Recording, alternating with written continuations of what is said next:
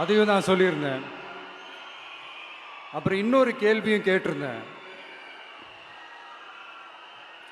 இது தமிழ்நாடு சட்டசபைக்கான ஒரு தேர்தல்.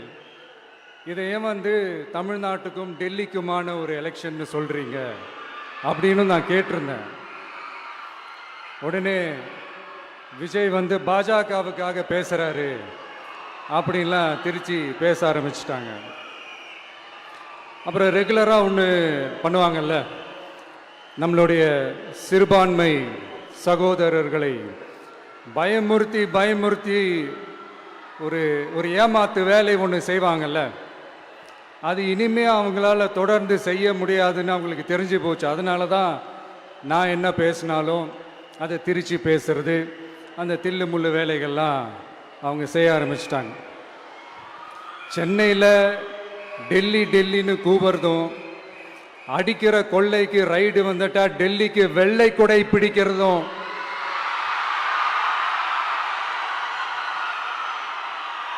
இதெல்லாம் யாருன்னு உங்களுக்கே நல்லா தெரியும். தமிழ்நாட்டை காப்பாற்றுறது திமுக தான், தமிழ்நாட்டை பிழைக்க வைக்கிறது திமுக தான், இதெல்லாமே பண்ணுறது திமுக தான், ஸ்டாலின் சார் தான். இதெல்லாம் ஒர்க் அவுட்டே ஆகாது பாஸ்.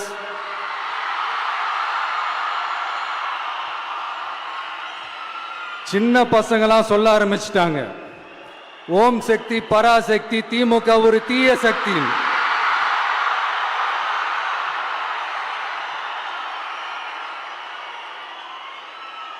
அதனால இந்த தமிழ்நாடு இன்னொன்று வேற ஒன்று சொல்றாங்க. அது என்னடான்னா, தமிழ்நாட்டு அணி டெல்லி அணியா.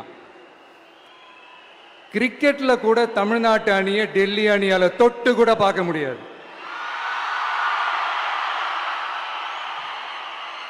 அப்படி இருக்கும்போது கிரிக்கெட்லையும் விசில போடுறது தமிழ்நாடு தான். சிஎஸ்கே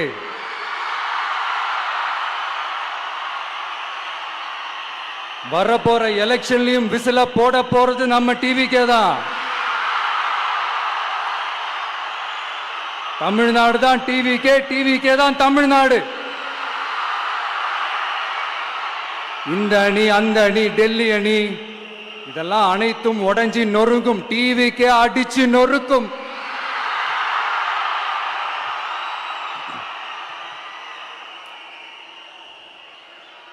எனக்கும் என்னுடைய மக்களுக்கும் நடுவுல வேற யாராலையும் உள்ள நுழையவே முடியாது. இது ஒரு அம்மா பையன் உறவு, அப்பா புள்ள உறவு, அண்ணன் தங்கச்சி உறவு, அண்ணன் தம்பி உறவு, அக்கா தம்பி உறவு. இது சும்மா ஒரு எலெக்ஷனுக்கு வந்த உறவு அப்படின்னு நினைச்சிடாதீங்க. இது இயற்கையாகவே அமைஞ்ச உறவு. இது எவ்வளவு டீப்பான உறவுன்றது நான் உணர்ந்திருக்கிறேன். அதே மாதிரி நம்ம தமிழ்நாடு மக்களும் இதை உணர்ந்து இருக்கிறாங்க. இன்னும் சிம்பிளா சொல்லணும்னா, மற்றவங்களுக்கு வேணா இது எலெக்ஷன், ஆனா எனக்கும் என்ன நேசிக்கிற மக்களுக்கும் இட் இஸ் an emotion.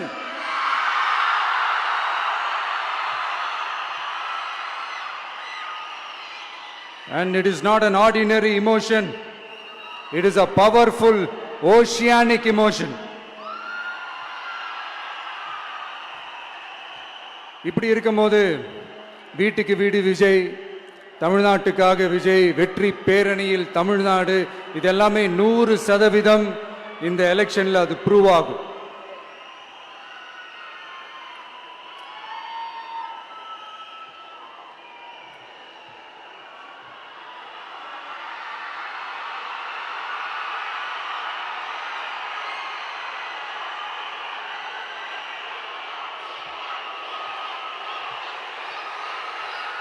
நீங்க எல்லாரும் எனக்கு இன்னொரு உறுதிமொழியை ஒன்று கொடுக்கணும்.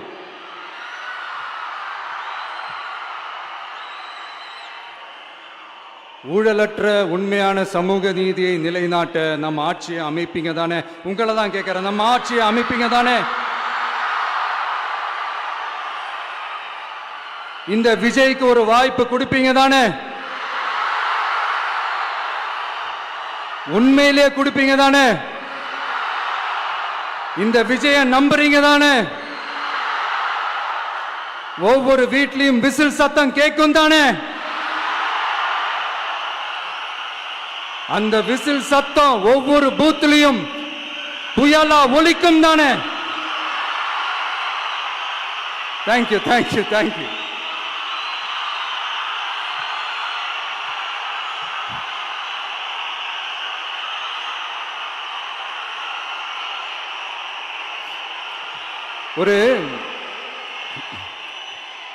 ஒரு டாக்டர் இருக்காருன்னா நாம் எப்போ அவரை பற்றி யோசிப்போம்?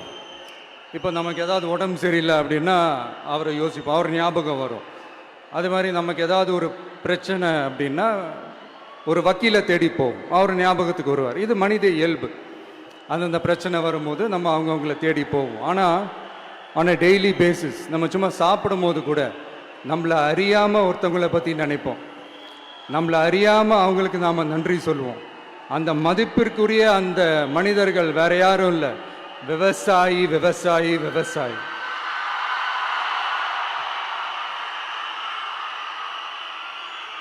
அவங்க பார்க்கறதுக்கு வேணா சாதாரணமாக இருப்பாங்க, ஆனால் அவங்க சாதாரணமான மனிதர்கள்லாம் கிடையாது. இந்த உலகத்தையும் மனிதர்களையும் படைச்சது கடவுள்னு சொல்லுவாங்க, ஆனால் அந்த கடவுளுக்கே படையல் போடுற உயர்ந்த மனிதர்கள் தான் நம்ம விவசாயிகள்.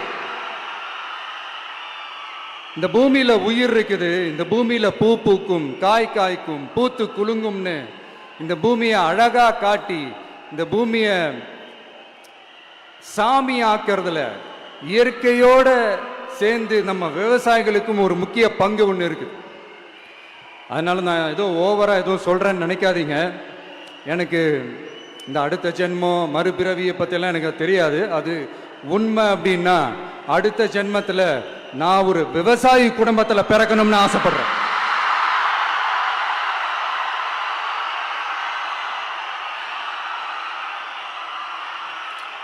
எனக்கு விவசாயத்தை பற்றி டீட்டெயில்டாக தெரியாது தான், நான் ஒத்துக்கிறேன். அதனால் மற்றவங்க மாதிரி நானும் டெல்டாக்காரன் தான் அப்படின்னு உங்கள் காதில் டால்டா ஊத்தலாம் நான் வரல. எனக்கு விவசாயத்தை பற்றி டீட்டெயில்டாக தெரியலனா கூட அவங்க படுற கஷ்டங்களை பற்றி எனக்கு நல்லாவே தெரியும். நம்மளுடைய முதல் அரசியல் பயணம் தொடங்கினதே அந்த பரந்தூர் விஷயத்தை கையில் எடுத்து தான். அதனால் நம்மளுடைய இந்த ஆட்சி அமைஞ்சதும் தீர்க்க வேண்டிய முக்கியமான பிரச்சனைகளில் நம்மளுடைய விவசாய பிரச்சனைகளும் ஒன்று. முதல்வர் அவர்களுக்கு இந்த மாதிரி நீங்கள் அது செஞ்சிட்டேன் இது செஞ்சிட்டேன் அப்படின்னு நிறையா பெருமையாக சொல்லிக்கிறீங்களே, ஒரு அடிப்படை ஒரு பிரச்சனையை பற்றி ஒன்று பேசுவோமா? கொஞ்ச நாளைக்கு முன்னாடி ஐநா சபை ஒரு ரிப்போர்ட் ஒன்று வெளியிட்டிருந்தாங்க. அது கூட தினத்தந்தி நியூஸில் கூட வந்துச்சு. உடனே கூகுள் பண்ணி எதுவும் தேடாதீங்க, உங்கள் ஏஜென்சி வச்சு எதுவும் சர்வே கிருவே எடுக்காதீங்க. எதுக்கு உங்களுக்கு சிரமம்? நானே என்னன்னு சொல்கிறேன். தண்ணீர் திவால் அப்படின்ற அந்த தலைப்பில் தண்ணியே இல்லாமல் திவால் ஆக போகுது அப்படின்ற அந்த கட்டுரை படிக்கும்போது உண்மையிலேயே மனசுக்கு ரொம்ப பகீர்னு இருந்தது. இந்தியாவிலேயே அது முக்கியமாக நம்ம தமிழ்நாட்டில் இன்னும் கொஞ்ச காலத்திலேயே தண்ணியே இல்லாமல் திவாலாக போகுதான். அதுக்கு காரணம் நிலத்தடி நீரை பாதுகாக்காம விட்டது தான் காரணமா. மண்ணையும் மணலையும் கொள்ளையடிச்சா பின்ன வேற என்ன நடக்கும்? மலைகளை முழுகினா பின்ன வேற என்ன நடக்கும்? கனிம வளங்களை கொள்ளையடிச்சா பின்ன வேற என்ன நடக்கும்? இந்த மணல் கொள்ளையில ஈடுபட்டவங்களை மேல நீங்க சரியா நடவடிக்கை எடுக்கலன்னு அது போதுமானதாக இல்லை அப்படின்ட்டு சென்னை உயர்நீதிமன்றம் சொன்னிச்சே, மறந்துட்டீங்களா? இந்த மணல் கொள்ளை, கனிம வள கொள்ளை, இதுக்கெல்லாம் காரணம் மணல் மாஃபியா குரூப் தான் மதுரை உயர்நீதிமன்றம் அந்த கிளை சொன்னிச்சு. அதை மறந்துட்டீங்களா? இந்த மணல் மாஃபியா குரூப்புக்கு ஆதரவு அளிக்கிறது யாரு? உங்க திமுக கவர்மெண்ட் தானே. அது இல்லைன்னு சொல்ல முடியுமா? அவங்களோட டீலிங்ல இருக்கிறது யாரு? நீங்க தானே. அது இல்லைன்னு சொல்ல முடியுமா? தண்ணி திவாலாக போகுது, மணல் திவாலாக போகுது, கனிம வளம் திவாலாக போகுது. மொத்தத்தில் உங்க ஆட்சியில தமிழ்நாடு திவாலாக போகுது. கடன் மேல கடன் வாங்கிட்டு உங்க கவர்மெண்ட்டே குப்புரட்சி படுத்துக்குச்சு. உங்ககிட்ட பேசுறதும் ஒண்ணுதான். சரி, அதை விடுங்க.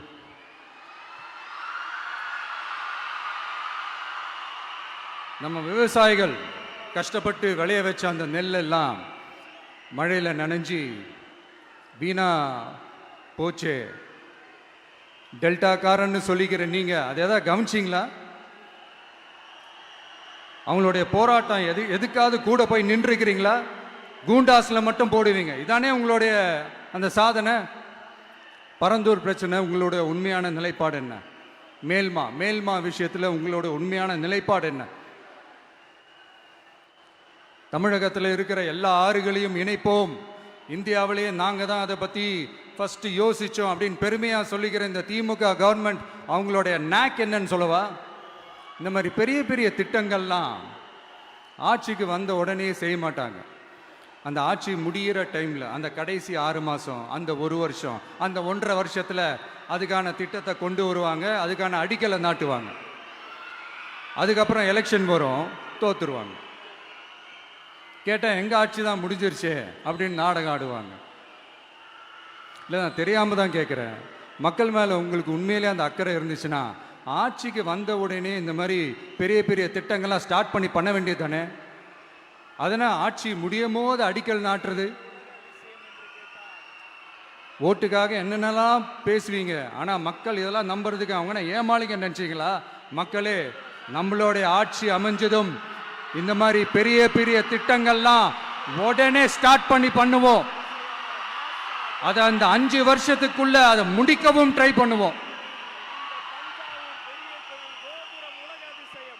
ஸோ இப்படிலாம் நம்ம பேசினா காவிரி பிரச்சனையில் உன் கருத்து என்ன, முல்லை பெரியார் பிரச்சனையில் உன் கருத்து என்ன, இப்படிலாம் அதெல்லாம் பற்றி உனக்கு என்ன தெரியுமா அப்படின்னு கேட்க ஆரம்பிச்சிருவாங்க. ஐயா, உலக மகா மேதைகளே, ROV, ரிமோட்லி ஆப்ரேட்டட் வெஹிக்கிள், அதை வச்சு தண்ணிக்குள்ளேயே போய் அணைகளோட உறுதித்தன்மையை ஆராய்ச்சி பார்க்குற வரைக்கும் நான் எல்லாம் தெரிஞ்சுதான் வச்சிருக்கிறேன். ஒருத்தன் சைலண்டாக இருக்கான், அமைதியாக இருக்கான்னா உடனே அவனுக்கு எதுவுமே தெரியாதுன்னு நினச்சிடாதீங்க. சும்மா கருத்து சொல்லிக்கிட்டு கம்பு சுற்றிக்கிட்டு இருந்தால் எல்லாமே நடந்துருமா? நசன் பேசி அதை கேட்டு மக்கள் வெறுத்து போயிட்டாங்க. உருப்படியா ஏதாவது யோசிங்கயான்னு மக்கள் நினைக்கிறத யாருக்கு தெரியுதோ தெரியலையோ, எனக்கு அது நல்லாவே தெரியுது. உரிய இடத்துக்கு போய் சம்பந்தப்பட்டவங்களோட பேசி அதுக்கான சொல்யூஷன் என்னன்னு தெரிஞ்சுக்கிட்டு அதை ப்ராப்பரா எக்ஸிக்யூட் பண்ணணும். அடுத்து நம்மளுடைய கடல் விவசாயிகளான நம்மளுடைய மீனவர்களுடைய பிரச்சனைக்கு அப்பப்போ எந்திரிச்சு கடிதம் எழுதிட்டு திரும்ப தூங்க போயிடுவார். அவ்வளோதான், அதோட அது அப்படியே கிடக்கும். மானே தேனே பொன்மானே இப்படிலாம் கடிதம் எழுதுறதெல்லாம் வேலைக்கே ஆகாது. ஒன்றிய அரசுக்கு அந்த உண்மையான உணர்வு பூர்வமான அந்த அழுத்தத்தை கொடுக்கணும். நம்ம மீனவர்கள் மேல அவங்க கையே வைக்க கூடாது, கையே வைக்க விடக்கூடாது. அவங்களுக்கான அந்த பாதுகாப்பு பக்காவா இருக்கணும். அதுதான் நம்மளுடைய ஒரே அஜெண்டா. மீனவர்களே, அடுத்து நம்மளுடைய ஆட்சி தான். கவலைப்படாதீங்க, தைரியமா இருங்க, உங்களுக்கான பாதுகாப்பு பக்காவா இருக்கும். இப்படி இருக்கும்போது அடுத்ததும் நாங்க தான் அப்படின்னு சிஎம் சார் சொல்லுவாங்க. அதெல்லாம் நடக்காது. 2வது முறை வந்ததெல்லாம் சரித்திரமே கிடையாது. இந்த சைனால கிரேட் வால் ஆஃப் சைனா கேள்விப்பட்டிருப்பீங்க. அதோடைய நீளத்தை விட பெரிய டாஸ்க் இது. ஆனானப்பட்ட அவங்க அப்பாவாலே முடியல.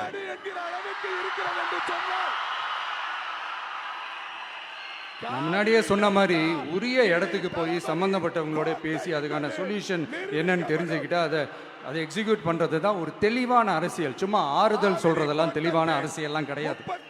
அதெல்லாம் ஒரு ஹம்பக் அரசியல். அரசியலுக்கு வந்துட்டா கலெக்ஷன் பார்க்கலாம் அப்படின்றதெல்லாம் அரசியல் கிடையாது. உண்மையிலே மக்களுக்கான அந்த உழைப்பு இருக்கணும். அதனால தான் நாம் அரசியலுக்கு வந்திருக்கிறோம். இது எதிரிங்களுக்கு நல்லாவே தெரியும். அதனால தான் நம்மளை சுத்தி அத்தனை சதிகள். அதுல முக்கியமான சதி என்ன தெரியுமா? இத பாரு, ஒண்ணு நீ இல்லனா நான், நான் இல்லனா நீ, நீ இல்லனா நான். நமக்குள்ள வேற எவனும் நடுவுல வந்துடக்கூடாது. நாம 2 பேரால மட்டும்தான் மக்களை ஈஸியா ஏமாத்த முடியும். இந்த விஜய் வந்ததுனால நமக்கு பொழப்பே போச்சு. மக்கள் வேற அவனை தான் நம்புறாங்க. நாம வெளியே அடிச்சுக்கிற மாதிரி அடிச்சுக்கிட்டாலும் உள்ள நம்மளுடைய டீலிங் பக்காவா இருக்கணும். மக்களோட ஃபீலிங்ஸ் பத்திலாம் நமக்கு கவலை இல்லை. நமக்கு டீலிங் தான் முக்கியம்.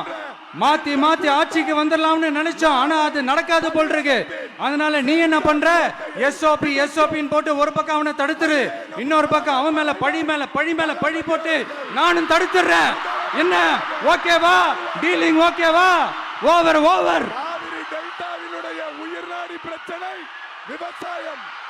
காவிரி நதிநீர் இந்த பிரச்சனைகளை சொல்லியே வாக்கு பொய் சொல்லி திருடி திருடி நம்மை வஞ்சித்த 2 பெரும் கழகங்களுக்கு உண்மையிலேயே சம்பட்டி அடிக்க சிரிக்கிறதா என்ன பண்றது? வந்திருக்கிற சமத்துவ உண்மையிலே இப்படிதான் இருக்கு அவங்க டீலிங்லாம். பின்னால் தஞ்சை டெல்டா, காவிரி டெல்டா இன்று திரண்டிருக்கிறது.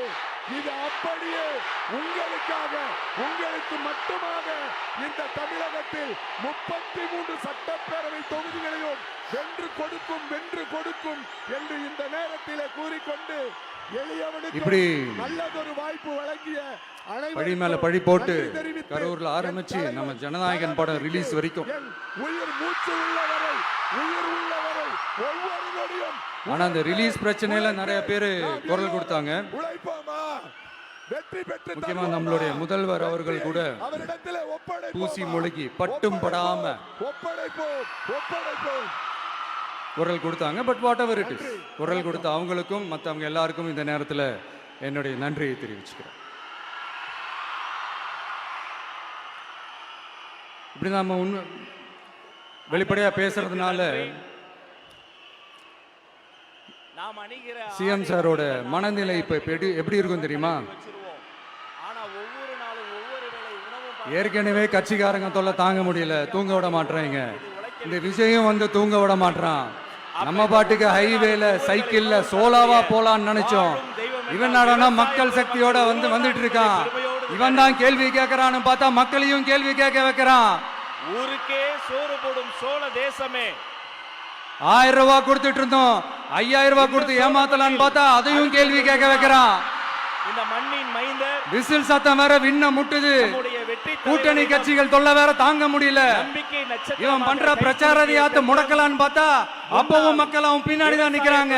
என்ன பண்றது ஏது பண்றதுன்னு தெரியாத ஒரு மனநிலையில இருப்பாரு. ஆனா சார், நீங்க இந்த விஜயம் முடக்கலாம். ஆனா ஒவ்வொரு வீட்டில் இருக்கிற ஒவ்வொரு விஜயும், ஒவ்வொரு விஜயையும் உங்களால முடக்கவே முடியாது. கருங்கையர் அவங்களாம் ஆல்ரெடி பிரச்சாரத்தை ஸ்டார்ட் பண்ணிட்டாங்க சார். வீட்லயே குடும்பம் குடும்பமா இறங்குவாங்க பாருங்க பிரச்சாரத்துக்கு. அப்ப உங்களால மட்டும் இல்ல, எந்த களிர்கள் இரண்டும் பிளிர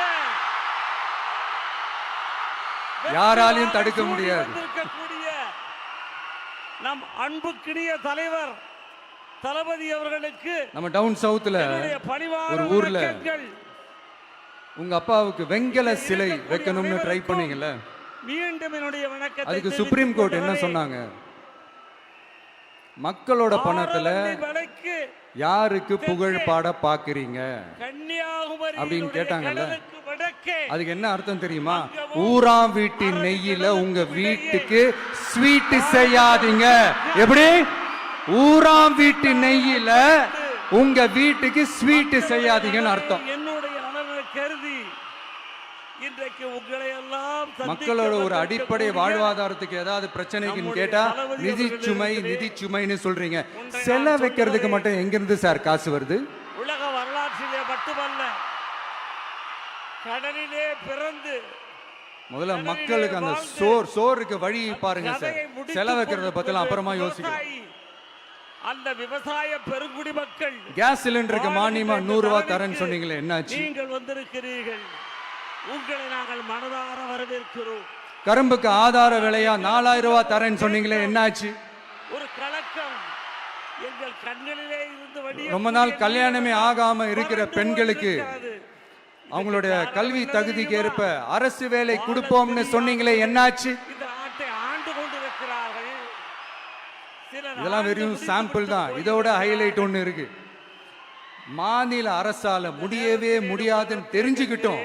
நாங்க வந்தா நீட்டை ஒழிப்போம். தலைவர் பொன்ராஜ் செம்மல் ஆகா வழிகாட்டுதல் ஆகா ஆகா ஆகா, நீங்கள் என்று சொன்னால் எவ்வளவு பெரிய ஒரு மோசடி இது. புரட்சி தலைவி அம்மாவோட இடத்துல பாடம் படித்து கேட்டா நாங்க தான் முன்மாதிரி ஆட்சின்னு சொல்லுவாங்க. மோசடி ஆட்சி. என்னையும் செங்கோட்டையை தவிர மோசமானவங்களே முக்கியமானவங்க கேள்விப்பட்டிருக்கிறீங்களா? ஓடிக்கொண்டு அந்த மாதிரி மோசடி ஆட்சியிலே முக்கியமான ஆட்சி இந்த திமுக ஆட்சி. மக்களே, தீய சக்தியின் மொத்த மக்களை உருவத்தை நேசிக்கிற விஜய் வேணுமா? மக்கள் விரோத ஆட்சி நடத்துற ஸ்டாலின் சார் வேணுமா? புரட்சி தலைவர் எம்ஜிஆர் உடைய விசுவாசியாக இருந்த இந்த விஜய் நம்புறீங்களா, ஸ்டாலின் சார நம்புறீங்களா? திராவிட முன்னேற்ற கழகத்திலே ஐக்கியமாக இருக்க மாட்டார்கள். இந்த சத்தத்துக்கு அர்த்தம் தெரியுமா சார்? தலைவருக்கு பின்னாலே தமிழகத்தினுடைய மொழி ஸ்டாலின் தொடரட்டும் அப்படின்னு அர்த்தம் கிடையாது. தீய சக்தி திமுக ஆட்சி மறையட்டும், தூய சக்தி டிவிகே ஆட்சி இருக்கிறோம். அன்போடு எங்களை வரட்டும். அரவணைத்து இன்றைக்கு வைத்திருக்கிறார்கள். நானும் உதிக்கட்டும்னு சொல்லாம்னு நினைச்சேன். அன்பு எங்கே நிறைந்திருக்கிறதோ, பார்த்தா அதை வேற திருச்சி பேச ஆரம்பிச்சிருவாங்க. அங்கேதான் உண்மையான எம்ஜிஆர் தொண்ட நிறைந்திருப்பார். அந்த திருநெல்வேலியில் அன்பையே நாங்குநேரியில் வந்திருக்கிறது. இப்போ ரீசெண்டா ஒரே லைன்ல சொல்லணும்னா நம்ம நண்பர் ஒருத்தர் நீங்கள் ட்வீட் போட்டிருந்தாரு. நாட்டுக்கு முதல்வர் அதையே சொல்றேன். வந்த பிறகுதான் தஞ்சை ஸ்டாலின் விவசாய தொடரட்டும், வாழ்க்கையிலே வளம் சட்டம் ஒழுங்கு சந்தி சிரிக்கட்டும். அந்த வளங்காணுவதற்கு நீங்கள் இதுதான் அந்த பிரச்சனைக்கு ஒரே லைன். நாட்டு செங்கோட்டையை நீங்கள் ஆள வேண்டும். அந்த காலம்தான் ராஜராஜ சோழனுடைய ஆட்சி பெருமையை நீங்கள் இங்கே காட்டுவீர்கள். அந்த நிலையிலே நாங்கள் ஏங்கிக் கொண்டிருக்கிறோம். கடைசியாக ஒன்றே ஒன்றை சொல்லுகிறேன். மக்களே, காஞ்சிபுரத்துல ஒன்றை சொல்லுகிறேன். வேலூர்ல எல்லாம் நம்மளோட விஷனை பத்தி அஞ்சு சொன்னோம் இல்லையா? மாவட்டத்துக்கு தேர்தல் பொறுப்பாளராக அதே மாதிரி என்னை இங்கேயும் சில நியமனம் விஷன்ஸை செய்திருக்கிறீர்கள். சொல்லணும். தம்பி இது மத்தவங்க இருக்கிறார். மாதிரி தேர்தல் வாக்குறுதின்னு சொல்லி ஏமாத்துறது கிடையாது. மாவட்டங்களினுடைய வருவாய் நம்மள நம்புற மாவட்டங்களில் மக்களுக்கு உள்ள நம்பிக்கை தர்றது. அனைத்து தளபதிகளும் நம்ம ஆட்சிக்கு வந்ததும் இதெல்லாம் செய்ய ஒன்றிணைவோம். நடவடிக்கை உங்கள் எடுப்போம்னு அன்பிலே சொல்றது. கட்டுண்டு கிடக்கிறோம். வெற்றியை டெல்டா நாங்கள் விவசாயிகள் நிச்சயமாக சமீபத்துல கூட பெற்று உரத்தட்டுப்பாட்டை உங்கள் சந்திச்சிங்கல்ல? காலடியிலே வைப்போம் சில என்று பேர் சொல்லி உரத்தை பதுக்கி வச்சு அதிக விலைக்கு நன்றி. வித்ததா நியூஸ்லாம் கூட வந்துச்சு. தளபதிகளுக்கு வணக்கம். நம்ம டிவிக்கு ஆட்சி வந்ததும் உரத்தட்டுப்பாடு இல்லாம பார்த்துக்குவோம். 5 ஏக்கர் வரை நிலமுள்ள விவசாயிகள் வேளாண் கூட்டுறவு வங்கிகளில் வாங்கிய பயிர் கடன் முழுமையாக ரத்து செய்வதற்கும் 5 ஏக்கருக்கு மேல் உள்ள விவசாயிகள் வேளாண் கூட்டுறவு வங்கிகளில் வாங்கிய பயிர்க்கடன் 50% வரை ரத்து செய்வதற்கான சாத்திய கூறுகளை ஆராய்ந்து உறுதியாக நடவடிக்கை எடுப்போம். திமுக மாதிரி எல்லாருக்கும்னு சொல்லிட்டு அதுல தகுதி பிக்ஸ் பண்ணி பாகுபாடு காட்டி ஏமாற்ற மாட்டோம். எல்லாத்தையும் வெளிப்படையாக சொல்லுவோம். தாய் பிள்ளை உறவம்மா உனக்கும் எனக்கும் 2 ஏக்கர் வரை நிலமுள்ள விவசாயிகள் மற்றும் நிலமற்றவர்கள் குடும்பத்தில் யாரும் மாநில மற்றும் ஒன்றிய அரசு ஊழியராக இல்லாமல் இருக்கும் பட்சத்தில் அவர்களின் குழந்தைகளின் பொறியியல் மற்றும் மருத்துவம் உள்ளிட்ட தொழிற்கல்வி முதல் அனைத்து வகை படிப்புகளுக்குமான முழு செலவையும் அரசே ஏற்கும். தலைவரே, தர்மத்தாயின் தவ புதல்வரே, வருக வருக வருக. விவசாயிகளின் விருப்பத்திற்கு எதிராக எந்த திட்டமாக இருந்தாலும், ஒன்றிய அரசின் நெருக்கடியே இருந்தாலும் அந்த திட்டத்தை உங்களுடைய டிவிகே ஆட்சி முழுமையாக நிராகரிக்கும். எப்போதும் விவசாயிகளின் பக்கமே நம் ஆட்சி நிற்கும். கொள்முதல் நிலையங்களில் முறையாக நெல் மூட்டைகள் பாதுகாக்கப்படும். நெல் முளைத்து வீணாவதை பார்த்து கொண்டு நமது அரசு சும்மா இருக்காது. போதுமான கொள்முதல் நிலைய வசதிகள் ஏற்படுத்தப்படும். அதே போல கொள்முதல் நிலையங்களில் கொள்முதல் செய்வதற்கோ மூட்டை ஏற்றி இறக்கவோ ஒரு பைசா கமிஷன் வாங்காமல் பார்த்து கொள்ளப்படும். அப்படி கமிஷன் வாங்குவது யாராக இருந்தாலும் கடும் நடவடிக்கை எடுக்கப்படும்.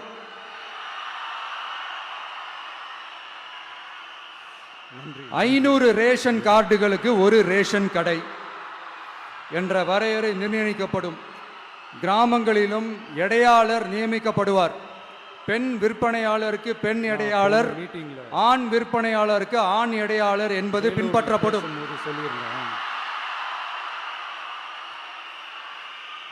ரேஷன் கடைகளில் அரிசி தவிர அனைத்து பொருள்களும் பாக்கெட் செய்து விநியோகிக்கப்படும். மீனவர்களுக்கு ஒன்றிய அரசு சட்டப்படியான பாதுகாப்பை உறுதி செய்ய வேண்டும். அதற்கான உண்மையான உணர்வுபூர்வமான அழுத்தத்தை ஒன்றிய அரசுக்கு நமது டிவிக்கு அரசு கொடுக்கும். மட்டும்தான் இருக்கிறோம். நான் மீண்டும் சொல்றேன்.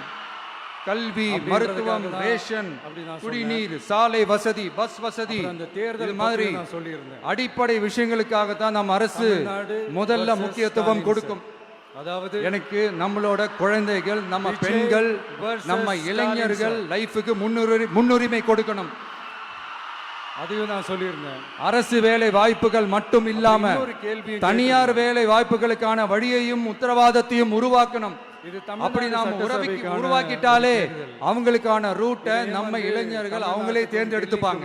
ஒரு எலெக்ஷன் சொல்றீங்க, இத்தனை கோடி அத்தனை கோடி ஒப்பந்தம்னு சொல்லி விளம்பரம் மட்டும் செய்யாம உண்மையான ஒப்பந்தம் போட்டு வெள்ளை அறிக்கை வெளியிட்டு அதை செயல்படுத்தினாலே போதும், எல்லாம் தன்னாலே நடக்கும். இங்க என்னனையும் சொல்ல நினைக்கிறேன். ரெகுலரா ஒண்ணு இங்க அடுத்து நாங்க தான் நெஞ்சை நிமித்தி கூவுற யாராச்சும் நாங்க ஊழலே செய்யாதவங்க, ஊழல் செய்யவே மாட்டோம்னோ நெஞ்ச தொட்டு மனசாட்சியோட சொல்ல முடியுமா? அது இனிமே அவங்களால தொடர்ந்து செய்ய முடியாது. ஆனா நாம இன்னைக்கு இல்ல, ஆட்சிக்கு வந்ததுக்கு அப்புறமும் ஓப்பனா தில்லா கட்ஸா சொல்லுவோம். ஊழல் லஞ்சம் இல்லாத ஒரு ஆட்சியை கொடுக்க உண்மையா ட்ரை பண்ணாலே போதும், எல்லாம் தன்னாலே நல்லா நடக்கும். கூபர்தும் அடிக்கிற கொள்ளைக்கு ரைடு வந்துட்டா டெல்லிக்கு பிடிக்கிறதும், எங்க ஓட்டு எங்க உரிமை, இதெல்லாம் யாருன்னு உங்களுக்கே நல்லா தெரியும். எங்களை யாரும் விலைக்கு வாங்க முடியாது. தமிழ்நாட்டை காப்பாத்துறது எங்க ஓட்டு விசில் சின்னத்துக்கு தான். தமிழ்நாட்டை பொழைக்க வைக்கிறது திமுக தான். யாரையும் நம்பி ஏமாற மாட்டோம். ஸ்டாலின் சார் தான். இதெல்லாம் எங்க வார்த்தையிலிருந்து மாற மாட்டோம். இது நிஜம். தேங்க்யூ. சின்ன பசங்களாம் சொல்ல ஆரம்பிச்சிட்டாங்க, ஓம் சக்தி பராசக்தி, திமுக ஒரு தீய சக்தி. என் நெஞ்சில் குடியிருக்கும் தஞ்சை மக்களே,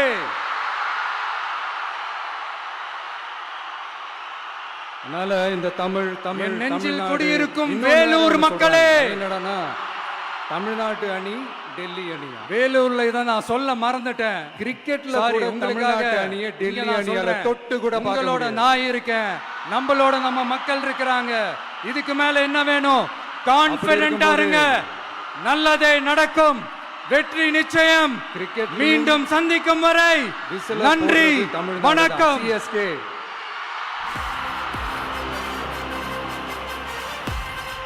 வரப்போற எலெக்ஷன்லயும் விசில போட போறது நம்ம டிவிக்கே தான். தமிழ்நாடு தான் டிவிக்கே தான் தமிழ்நாடு. இந்த அணி அந்த அணி டெல்லி அணி இதெல்லாம் அனைத்தும் உடைஞ்சி நொறுங்கும், டிவிக்கே அடிச்சு நொறுக்கும். வெற்றி தலைவர் அவர்களுக்கு சிறப்பு பரிசு வழங்க தஞ்சாவூர் மத்திய மாவட்ட கழக செயலாளர் என்னுடைய மக்களுக்கு நடுவில் யாராலையும் உள்ள நுழையவே முடியாது.